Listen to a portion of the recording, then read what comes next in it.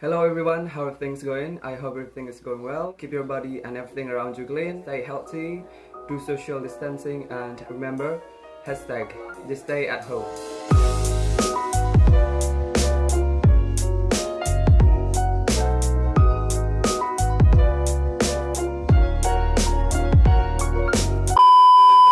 So first of all, I would like to introduce myself. My name is Uwan Agastya Prabumis Lokantara. I am a student of English Education Department in IHD Denpasar. I know you might be wondering or asking about what exactly I'm gonna do here in this video, right? So in this video, I'm gonna explain about the major differences between the grammar translation method or GTM and the direct method or DM. It will be about their goals, their characteristics, and how do teachers do an implementation in the classroom. But firstly, let me explain about the definition of the method. Let's get started, shall we? So, grammar translation method or GTM is a method that focuses on the grammatical rules, translation of the text, and vocabulary memorization. Translation method means that translating the target language into the mother tongue. For instance, the target language here is English, and our mother tongue is Bahasa Indonesia. So simply it means translating English language into Bahasa Indonesia. And what about direct method? Well, direct method is actually developed as a response to the grammar translation method or GTM. The direct method is a method that focuses on the students' oral skills, where the teachers only use the target language in the teaching and learning processes. So yeah, now we move to the major differences of each method. The first one. Let's start with the implementation of the methods.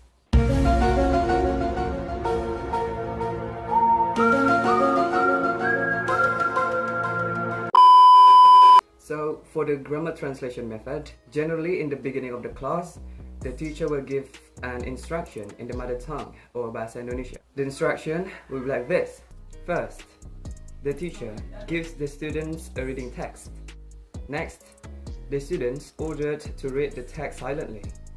And then, the teacher helps the students to identify the grammar rules in text and translate the text word by word. After that, the teacher asks the students to memorize the grammar rules and the translation. And done. And for the direct method, the teacher and the students are not allowed to use the mother tongue. In this method, they totally have to use the target language, either for giving an instruction or for communication in the classroom.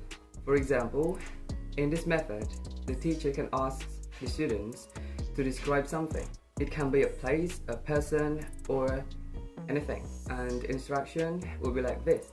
First, the teacher shows a picture of a person. Next, the teacher describes the picture in the target language. And then, the teacher asks the students to do the same thing.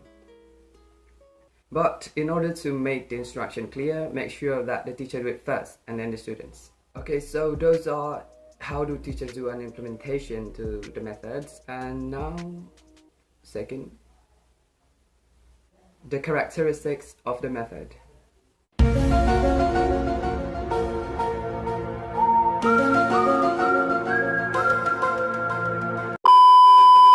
First, in GTM or grammar translation method, the classes are taught in the mother tongue with little or no use of the target language.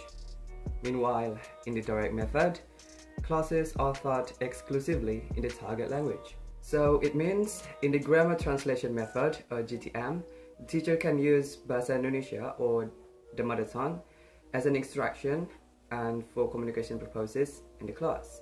But in the direct method, the students and the teacher only use the target language or English language. Next, vocabulary are taught in the form of lists and sometimes unusual vocabulary are found. Meanwhile, in direct method, vocabularies are taught directly and only everyday vocabularies are taught. There is some unusual vocabulary found, and the students have to make a list of those vocabularies. Meanwhile, in the direct method, vocabularies are directly taught by the teacher, and everyday vocabulary are taught in order to make the instruction more easier to understand by the the students, and the students can also use it for communication in daily life. And the last one, in the grammar translation method, it gives more emphasis on grammatical rules and translation. Meanwhile, in the direct method, it gives more emphasis on oral communication. Well, there are only three major differences of the characteristics from those methods. And now, number 3. The goals or aims of the methods.